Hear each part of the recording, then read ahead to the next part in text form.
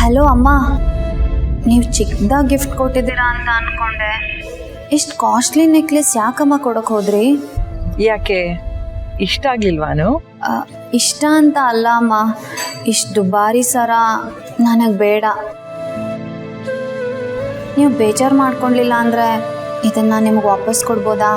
ಖಂಡಿತ ಬೇಜಾರು ಮಾಡ್ಕೊಳ್ತೀನಿ. ಅನು,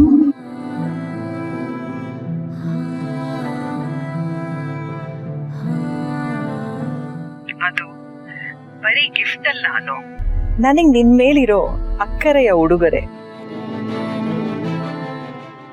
ನನ್ನ ಆಶೀರ್ವಾದ ಅಂತ ತಿಳ್ಕೊ. ಅದು ನಿನಗೆ ಸೇರ್ಬೇಕಾಗಿದ್ದು ಅನು, ನಿನಗೋಸ್ಕರ ಖರೀದಿ ಮಾಡಿದ್ದು. ಆದರೂ ಅಮ್ಮ, ನಮ್ಮಂತಸ್ತಿಗೆ ಇದು ತುಂಬಾ ಜಾಸ್ತಿ ಆಯಿತು. ಇಷ್ಟೊಂದು ದುಬಾರಿ ಸರ ಬೇಡ ಅನಿಸುತ್ತೆ. ಒಳ್ಳೇದು ನಮ್ಮನ್ನ ಅರಸಿ ಬಂದಾಗ ಬೇಡ ಅನ್ಬಾರ್ದು. ನಿಮ್ಮ ಮಗಳಿಗೆ ಒಳ್ಳೇದಾಗ್ಲಿ ಅಂತ ಆಶೀರ್ವಾದ ಮಾಡಿ ಕೊಟ್ಟಿದ್ದೀನಿ. ನೀವು ದೊಡ್ಡವರು ಹೇಳ್ತಿದ್ದೀರಾ ಅಂದಮೇಲೆ ಹಾಗೆ ಆಗಲಿ. ಅನು, ನಿಮ್ಮಮ್ಮ ಒಪ್ಪಿದ್ದಾರೆ, ನೀನು ಒಪ್ಕೊ. ಸರಿ ಅಮ್ಮ. ಸರಿ, ಇಡ್ಲಾ? ತಾಯಿ ಎಲ್ಲವನ್ನೇ ಅಮ್ಮನ ರಕ್ತದಲ್ಲಿ ಬಂದು ಈ ಸರ ಕೊಟ್ಟಿರಬೇಕು. ಎಲ್ಲ ಒಂದು ಪ್ರಸಾದನ ಬೇಡ ಅಂತ ಹೇಳ್ಬಾರ್ದು. ಅನು ಮದುವೆಗೆ ಇದನ್ನೇ ತೊಡಿಸ್ತೀನಿ. ಅಮ್ಮ, ಎಷ್ಟು ಹೇಳಿದ್ರು ಕೇಳ್ತಾನೆ ಇಲ್ವಲ್ಲ? ಇರಲಿ ಬಿಡು ಅನು, ಇಷ್ಟೊಂದು ಅಕ್ಕರೆ ತೋರಿಸೋ ಸಾಹುಕಾರರು ಎಲ್ಲಿ ಸಿಗ್ತಾರೆ? ನಿನ್ನ ಮದುವೆಗೆ ಒಡವೆ ಹೇಗೆ ಮಾಡಿಸೋದು ಅಂತ ಚಿಂತೆ ಮಾಡ್ತಾಯಿದ್ದೆ. ಈ ಅಮ್ಮ ಬಂದು ಅದನ್ನು ನೀಗಿಸ್ಬಿಟ್ರು.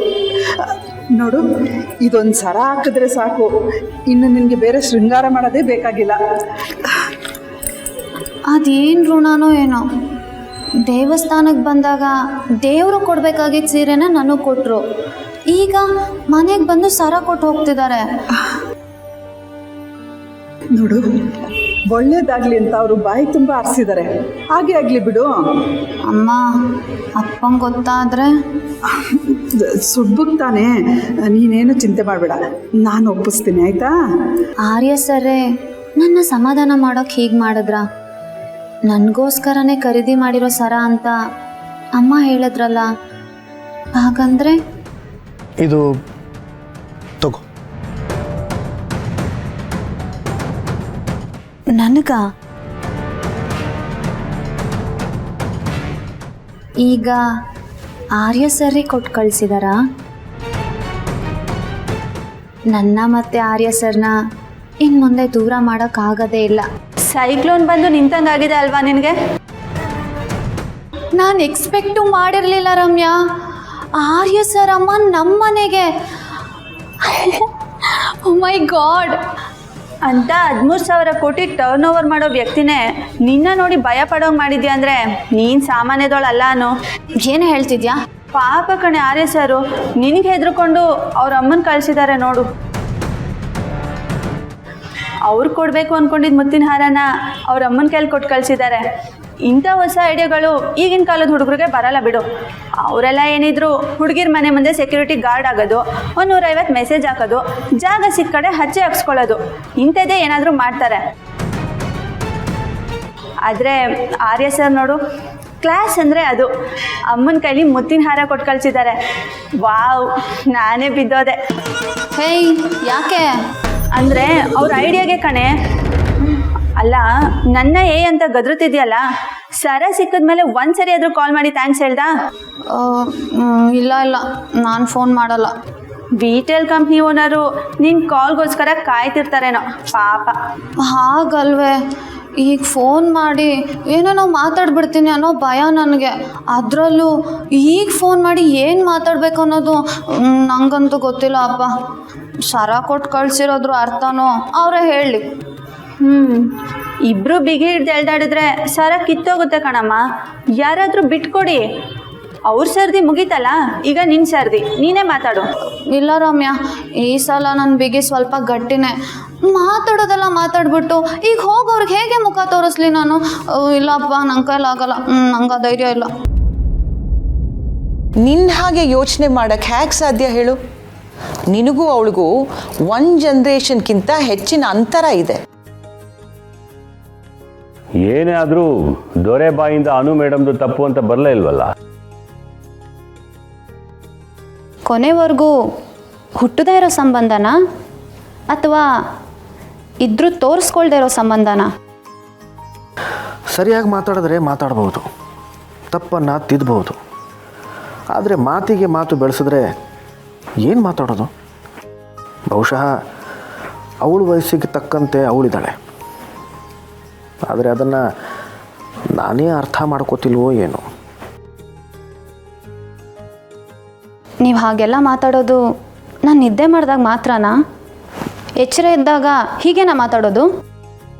ಐ ಲವ್ ಯು ಅನು. ನಾನು ಮಾತಾಡಿದ್ದನ್ನೆಲ್ಲ ಕೇಳಿಸ್ಕೊಂಡ್ಲ ಅಥವಾ ಸುಮ್ಮನೆ ಹೇಳ್ತಿದ್ದಾಳ?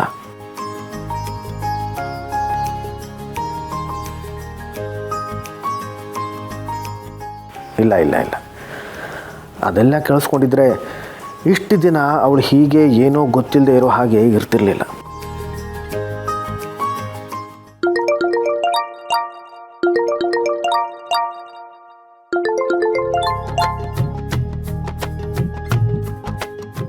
ಹೇಳಿಮ್ಮ. ಆರ್ಯ, ಎಲ್ಲಿದ್ಯಾ? ಇಷ್ಟೊತ್ತಾದರೂ ಮನೆಗೆ ಬಂದಿಲ್ವಲ್ಲ? ಸ್ವಲ್ಪ ಕೆಲಸ ಇತ್ತಮ್ಮ. ನಿನ್ನ ಹತ್ರ ಏನೋ ಹೇಳಬೇಕು ಅಂತ ಕಾಯ್ತಾ ಇದ್ದೆ. ಹೇಳಿಮ್ಮ. ಕೇಳಿದ್ರೆ ನೀನು ಆಶ್ಚರ್ಯ ಪಡ್ತೀಯ.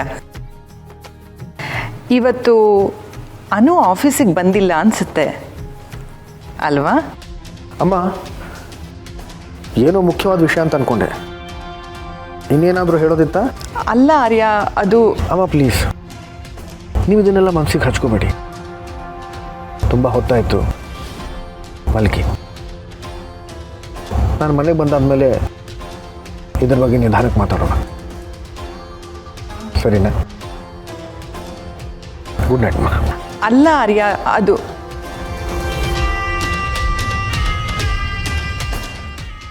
ಯಾಕೆ ಹೀಗಿಟ್ಬಿಟ್ಟ? ನನ್ನ ಸಂತೋಷದಷ್ಟೇ ಆರ್ಯನೂ ಸಂತೋಷ ಪಡಬೇಕು ಅಂತ ನಿರೀಕ್ಷಿಸೋದು ನನ್ನದೇ ತಪ್ಪು. ಅನು ನಮ್ಮ ಕಂಪ್ನೀಲಿ ಕೆಲಸ ಮಾಡೋ ಒಬ್ಳು ಹುಡುಗಿ ಅಷ್ಟೆ. ಆರ್ಯನ ಕಣ್ಣಿಗೆ ಅವಳು ಬರೀ ಎಂಪ್ಲಾಯ್. ಆದರೆ ನನಗ್ಯಾಕೆ ಅನು ಬಗ್ಗೆ ಈ ಅಕ್ಕರೆ? ನಾನೇ ಸ್ವಲ್ಪ ಮಿತಿಯಲ್ಲಿರಬೇಕು ಅನಿಸುತ್ತೆ.